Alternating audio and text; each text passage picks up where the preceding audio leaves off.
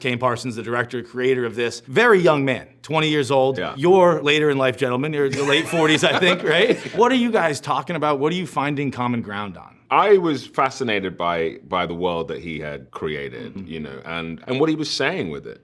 I think that he had a real insight into the psychologies of these characters. For Clark, the character I play, somebody who is a little later in life, who maybe has made some choices that he's not entirely happy with, and maybe doesn't feel that there's any way to get back to where he started from, and maybe that is a little metaphor for being a little lost, Yes. and I thought it was just so fascinating that Kane had this real handle on those kinds of psychologies, being so young, being like 20, and the future is wide ahead of you, what I mean? And I guess we spoke about that, just spoke about his sort of ideas, where they came from, what we were thinking about in terms of our differences and where they landed us in terms of these characters. Our conversations were pretty work focused, and I was very intrigued about understanding his perspective on the world. So I never thought about him in terms of youth or age, really. Maybe just when it first came to me and whatever, and somebody was like, you should know he's 20 years old. Or he was 19 or whatever. I was like, really? But as soon as we started having conversations about it, that was maybe the last time I thought about that, really.